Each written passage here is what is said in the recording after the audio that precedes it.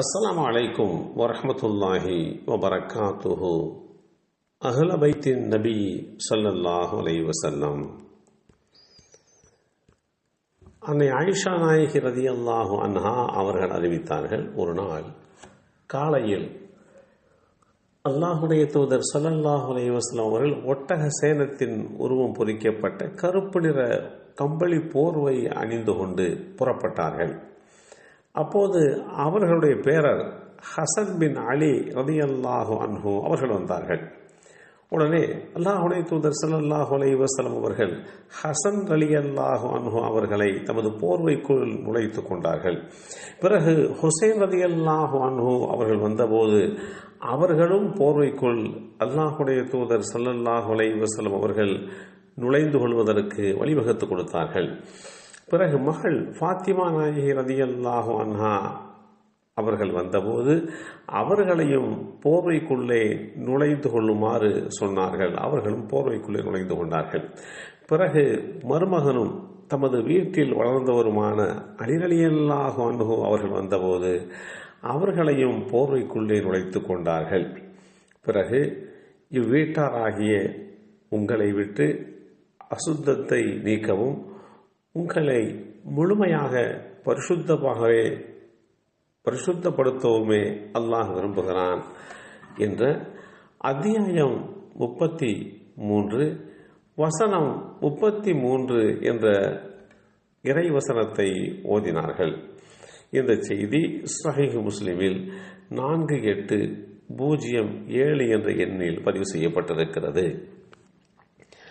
அஹ்ல பைத்துன் நபி அல்லாஹுடைய தூதர் ஸல்லல்லாஹு அலைஹி வஸல்லம் அவர்களுடைய குடும்பத்தார்கள் என்று பொருள்படும்.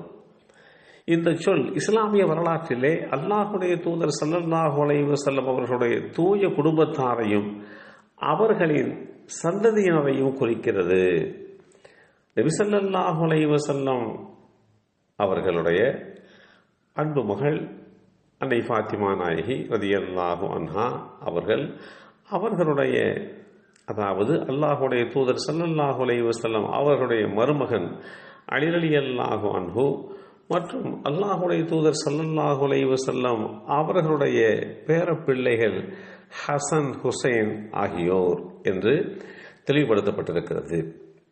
நபி ஸல்லல்லாஹு அலைஹி வஸல்லம் அவர்களுடைய துணைவியார்கள் அல்லாஹுடைய தூதர் ஸல்லல்லாஹு அலைஹி வஸல்லம் அவர்களுடைய மனைவிமார்களும் இந்த வரையறைக்குள்ளே வந்து விடுவார்கள். அஹ்லுல் பைத் இல்லத்தார் குடும்பத்தினரை விட்டு எல்லா வகையான அசுத்தங்களையும் நீக்கி அவர்களை மிக தூய்மையாக ஆக்கவே அல்லாஹ் விரும்புவதாகவே வேதமறை குர்ஆன் தெளிவுபடுத்தி காட்டுகிறது. எனது குடும்பத்தார் அதாவது அஹ்லுல் பைத் நூஹ் அலைஹிஸ்ஸலாம் அவர்களுடைய கப்பலை போன்றவர்கள். அதில் ஏறியவர்கள் பிழைத்து கொண்டார்கள், ஏறாதவர்கள் மூழ்கி வெள்ளப்பிரளயத்திலே அழிந்து போனார்கள் என்று அல்லாஹுடைய தூதர் ஸல்லல்லாஹு அலைஹி வஸல்லம் அவர்கள் அஹ்லுல் பைத் என்ற தமது குடும்பத்தை குறித்து மேன்மையை தெளிவுபடுத்தியிருக்கிறார்கள். இஸ்லாமியர்கள் தங்களுடைய தொழுகைகளில் அல்லாஹுடைய தூதர் ஸல்லல்லாஹு அலைஹி வஸல்லம் அவர்களுடைய ஸலவாத்தை ஓதும் போதெல்லாம் அஹ்லுல் பைத் எனப்படுகின்ற குடும்பத்தார்களுக்கும் சேர்த்து பிரார்த்தனை செய்வது வழமை. அதுதான் அன்று முதல் இன்று வரைக்கும் நடைபெற்று வருகிறது.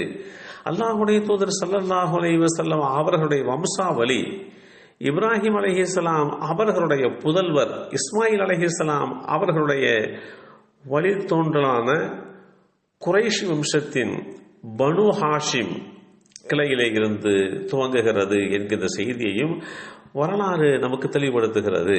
அல்லாஹுடைய தூதர் ஸல்லல்லாஹு அலைஹி வஸல்லம் அவர்களுடைய நேரடி இரத்த வழி வம்சாவளி அவர்களுடைய அருமை மகள் அன்னை ஃபாத்திமா நாயகி ரலியல்லாஹு அன்ஹா மற்றும் அல்லாஹுடைய தூதருடைய மருமகனார் அலி ரலியல்லாஹு அன்ஹு ஆகியோரின் மூலமாகவே இது தொடர்ந்து வருகிறது என்கின்ற செய்தியையும் நாம் அறிந்து கொள்ள கடமைப்பட்டிருக்கிறோம்.